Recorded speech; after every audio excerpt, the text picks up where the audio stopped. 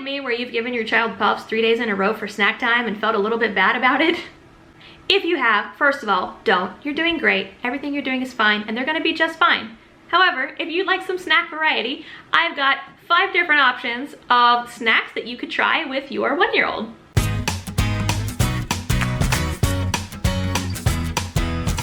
If you're new here, hi, welcome. My name is Jenny. I am a teacher, a doctoral student, and also a mom of a 1-year-old named Alice, and I'm due with baby number 2 in July. So I wanted to talk a little bit about the different snacks that I go through in the course of a week. This is still kind of throwing darts at the wall for me. I'm not really sure what works best, but I did try 5 different snacks this week to see which ones would work best for my child that are not puffs. Now, I have nothing against puffs, especially the sugar-free ones. We don't give our daughter sugar, added sugars in, so all of my snacks are no added sugar. But sometimes I just feel like maybe I should broaden her horizons a little bit and give her something a little different as a snack, because I don't like the same snack every day.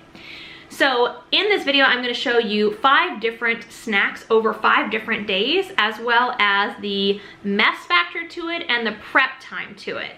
So let's go ahead into our snacks.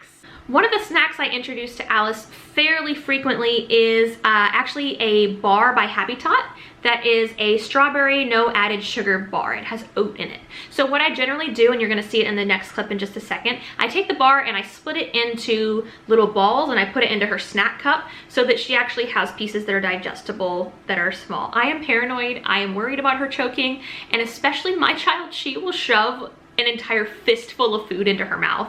So I'm just really, really careful about how I serve it. So here is a clip of me preparing Alice's snack for the Pita brand, and also how she likes it.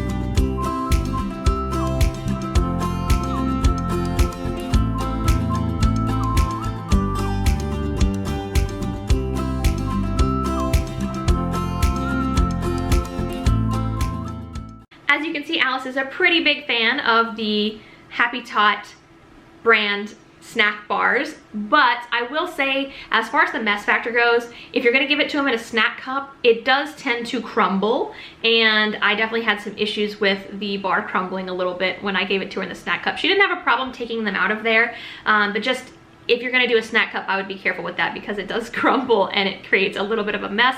However, when you have an Australian Shepherd that lives at your house like I do, we have a built-in vacuum cleaner to clean up all the crumbs after Alice is done. So a little messy. You could do this different ways. You could literally sit them down and break off pieces and give it to them, and then there's really no mess hardly at all. Snack number 2 is quartered grapes. So grapes are an excellent snack. I love giving them to Alice. Sometimes I'll freeze them, sometimes I will not, but I always will quarter them. Like I said, I am paranoid and I worry about my daughter choking. And as an elementary school teacher, I worry about my students choking still on grapes. So I always quarter the grapes. I quarter them, I'm gonna put them in her snack cup, and then you'll get to see how many of them she generally eats.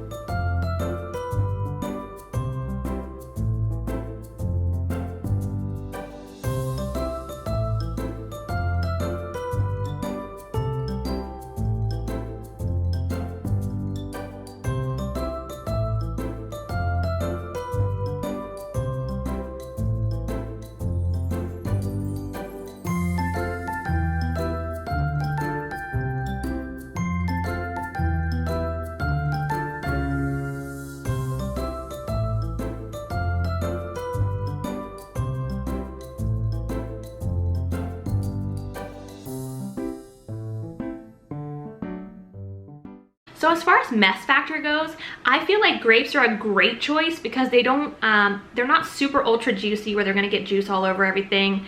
They're really easy for my daughter to pick out of that snack cup, and even if they fall, they're not gonna leave a bunch of residue or crumbs on the floor. So I actually really liked using grapes for her. I'm definitely gonna continue using grapes for snacks for her, and they're easy to prepare. They do take a little bit of prep time because you do have to chop them or quarter them. You could do that in advance though, to be perfectly honest. You could do them for 2 different days and then put them in the fridge in a little Tupperware and be able to have them for 2 different days. So as far as prep time goes, it doesn't have to be super long for your grapes. Snack number 3 that I tried with her this week was actually corn. Alice likes to eat corn quite a bit, and we've been using it for different dinners this week, and so we decided, hey, you know what? Corn is about the size where she should be able to grab it fairly easily, so let's see if it works for a snack.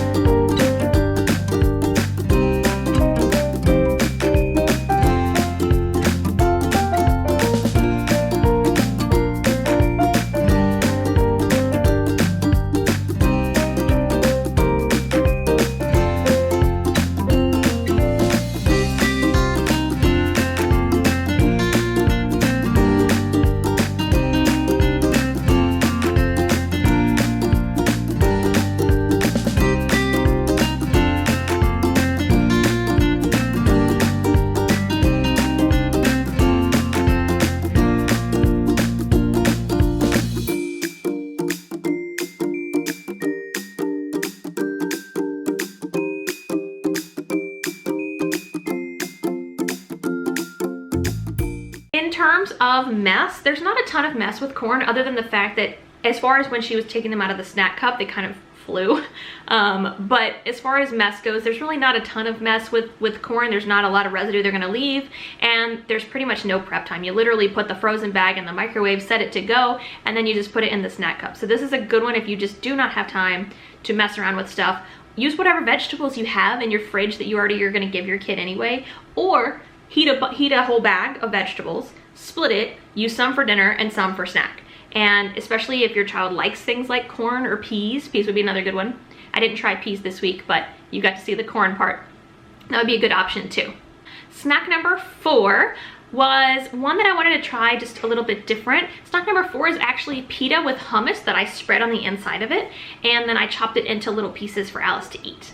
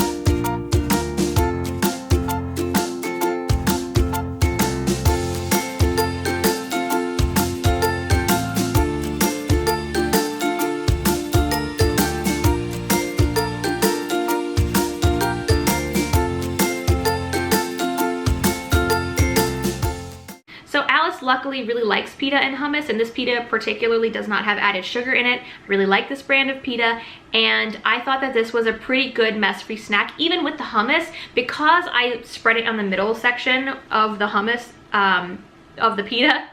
Because I spread the hummus in the middle of the pita and then I chopped it, there really wasn't a ton of mess. It wasn't a lot of sticky hands or anything like that, and Alice was easily able to get it out and get it into her mouth. I thought as far as mess factor goes, this was very low maintenance, and as far as prep time goes, pretty low maintenance too, but you do still have to, if you plan on chopping it, you'll need to chop it or at least tear it into pieces.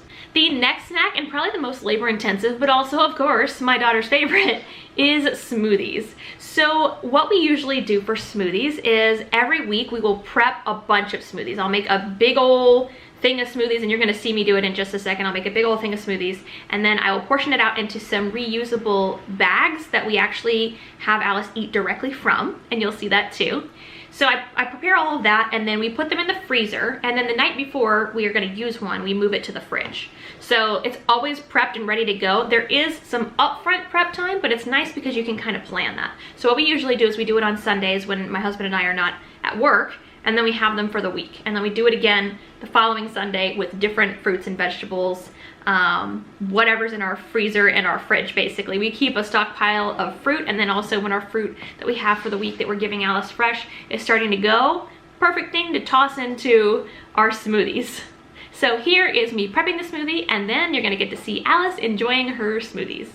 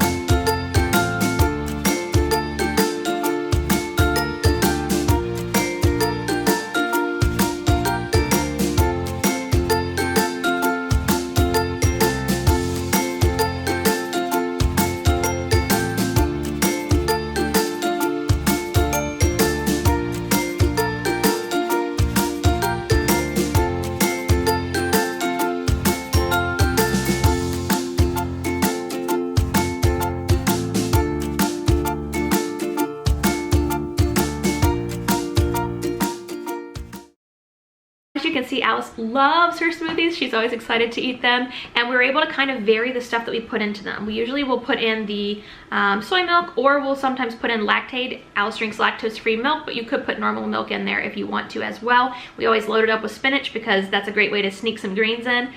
But really, really awesome snack for Alice. She loves it. She's obsessed with it. I will say, if you put too much ice in there, at least for Alice, it's too cold for her. So that's why I say we freeze all of them, and then we move one to the fridge the night before, so it's just fridge temperature. Are there other snacks that you use that you really like to give to your child? I am always looking for snack ideas. Like I said, these are just a couple that I tried this week for my own child, and some of them worked really well, and some of them I probably won't revisit again because they're just a pain in the butt or she gets them everywhere.